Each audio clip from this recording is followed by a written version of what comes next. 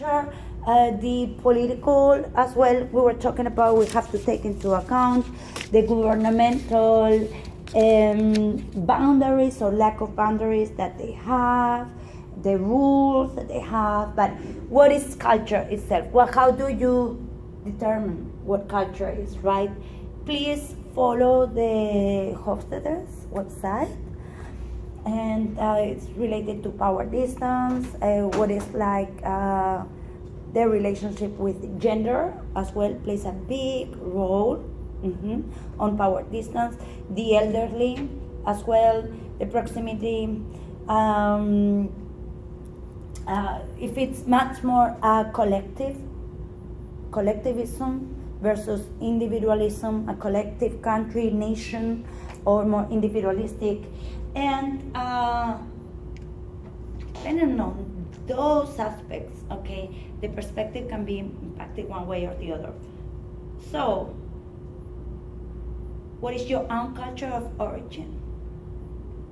Where are you at, and who are you making business with? Who are you doing business with?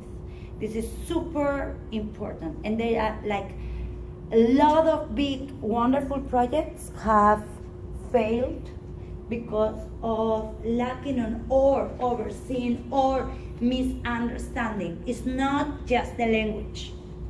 I got a job in California at an international company as well because they were looking for someone who could understand the culture. Costa Rica. I'm half Latino and I speak Spanish. So there were some very, very good, like bilingual. They were bilingual people. This is California, of course, but it's like those little touches. You have to understand the culture well to make business with people and not to ruin. One little thing can ruin a whole 5-year project, and we don't want that, all right?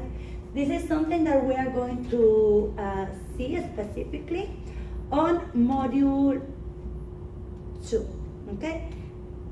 So, perspectives, social stratification, that's related to the power distance that we were saying, about the caste, about, you were giving the example of the chiefs, right, in Samoa? Mm-hmm. Correct.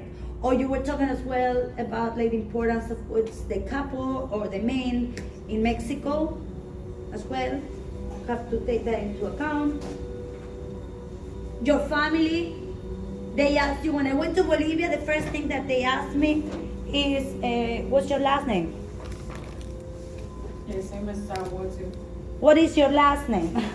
Okay, because there are very few good families. Familias de bien. Very few. Us, that's how you can tell that if a guy comes with a girl and their last name, even though they have different last names, yes. But if they relate, they cannot get married. Yeah. Because of the last names.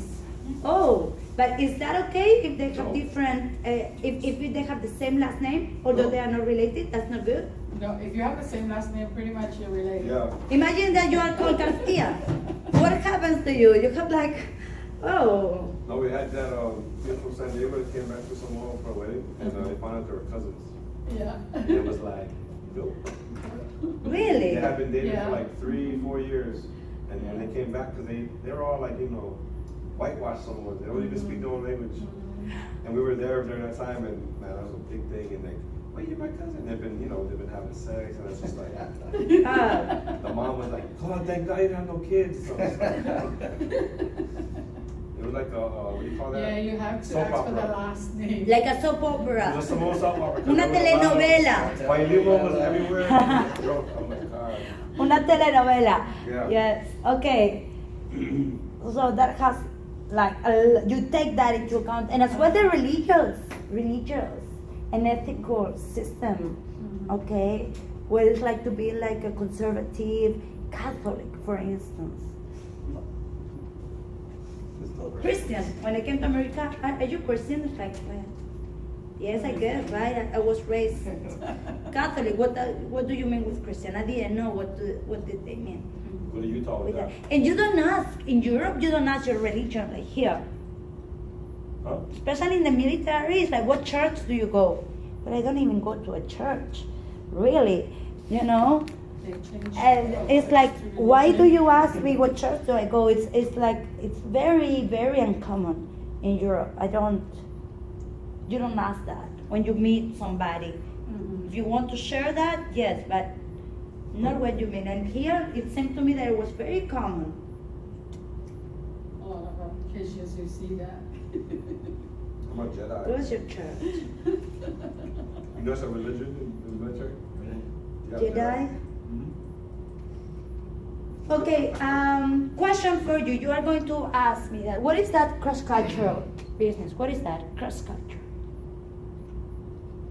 Check your And notes. Joining business from one country to another country, and they like interact together in business, sharing together something. Lessons learned, you know, after actually. With all two different cultures, but they can work with. But it can together. be, can you have that? Why do it has to be between different countries? Can you have like cultural diversity? Here, look, in this class, we have like, I believe, a cultural diverse class, all right? Or here in Hawaii, it's like a potluck as well. We have the people from Hawaii, local Hawaiians, but they were raised like Filipino, and then the other ones that are Chinese with Chinese influences, and the Japanese, or organizations here that they come directly from Japan. Or at HBU as well, we have a lot of students from the Nordic countries, a lot. Some German as well, but Finnish and people from Norway, together with Chinese, directly from China. Of course, American, but America is very big. From Texas to, especially from the West Coast, right? Washington State and California, some New Yorkers, somehow we have quite a lot of New Yorkers in Hawaii. So it's as well about dealing with diversity, cultural diversity within one organization that can be in the same place based here in Hawaii. And of course, as you are pointing out, between different countries. It can be a multinational company that is based in California, for instance, but they are outsourcing in, let's say, Mexico and India and China, right? They have different productions or different centers of areas as well where they operate their business. So we have to take that into account as managers. Who are the workers? And then number two, very important, who are you selling that to? Who are you dealing with? You're selling a service, you're selling a product as well. So always take into account the multicultural aspect. And who are you selling that to? Who are your producers? Who are your clients? And who are your workers? So 3 main aspects to take into account, okay? Your staff, your own staff that can be cultural diverse, your producers, who are you doing business with, and your clients. All right, so we will see that on module 2 specifically.